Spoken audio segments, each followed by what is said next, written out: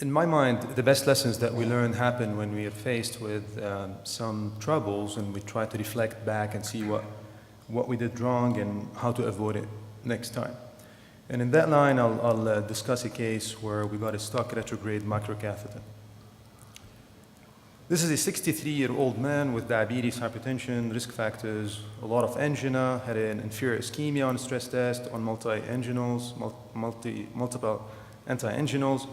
On cath, he had moderate disease in the LAD, totally occluded RCA, and he was referred to me for PCI of the RCA. This is a simultaneous injection, right and left. You can clearly appreciate all the calcium in the right coronary artery, occlusion, and the diffuse disease in the left anterior descending. And based on the hybrid algorithm here, this lesion seems to be a lesion where you would want to try with any grade 1 escalation. Tried that first, didn't go too far because of probably severe calcification and also the RV branch there that was trying to suck my wire into it. So decided to go retrograde. This is the LAD here, and notice all the diffuse disease and calcification in it. Multiple septals, wired several initially, surfed them, but eventually I was able to cross only through that distal septal. The wire went up to the distal lesion, and I had a hard time advancing that microcatheter up to the distal cath. Once it got there, advanced the knuckle wire, but then my microcatheter was stuck. I was unable to pull it back.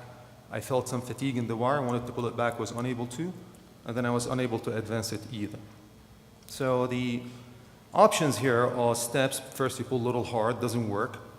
Then another option is to do antegrade dissection, which we did, and balloon to soften the calcium plaque where the microcatheter is stuck, and then tried to pull harder. That didn't work either, and the patient was starting to have ST elevations and hemodynamic instability related to the flow in this LAD.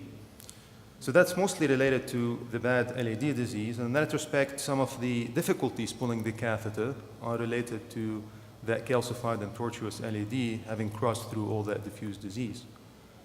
You go back here, see where we crossed, which septal had to cross all the diffuse LAD disease.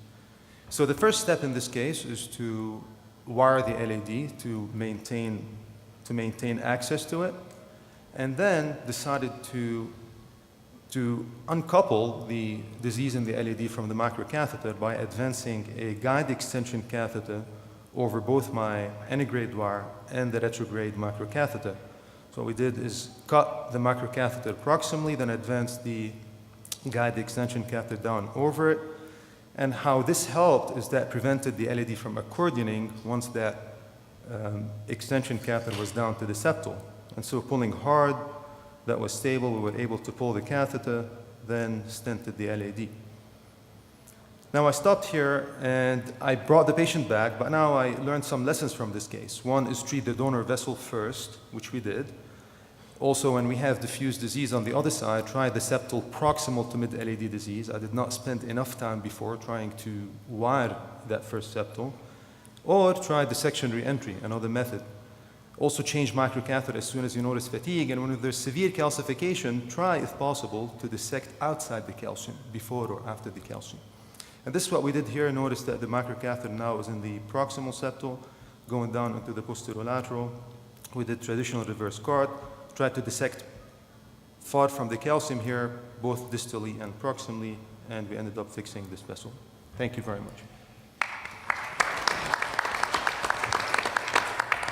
Great case. Thank you so much for showing us this case.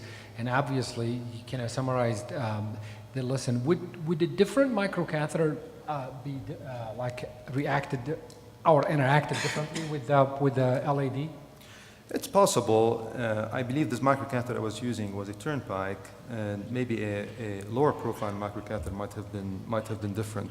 Turnpike LP maybe would have been better, or a caravel, or maybe sometimes fine cross.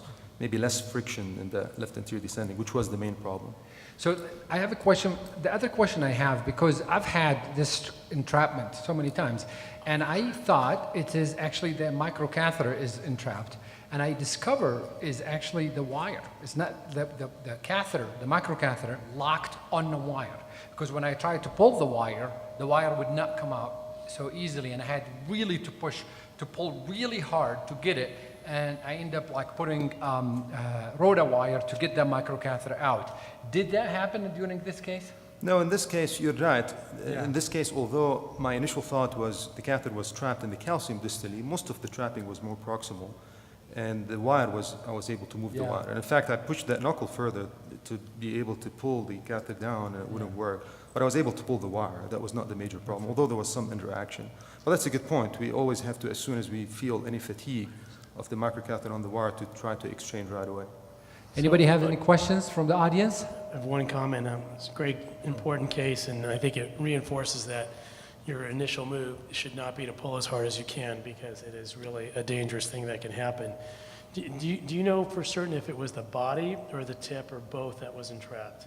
I think both, but because we had, if only one wouldn't have been a big issue, but you have to get one of them out of the equation, and with the guideline or approximately remove the LED out of the equation. So there are two factors working against you in this case.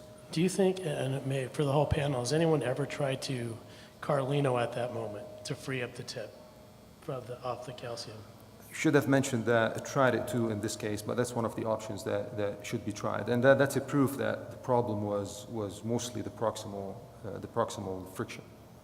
I think, Mike, so the answer is no, and I think the reason is because my experience has been with the Cal type of entrapment, where I think the tip gets frayed, and you keep trying, and especially with the Turnpike LP, and at some point that frayed tip basically entangles the wire. And I think that's what happened, and that's the cases where you have to basically just take out everything. Though I think if you have, based on what you're saying, entrapment and you take the wire out and you can move the wire freely, then I think Carlino is a great idea to straighten out the tip maybe.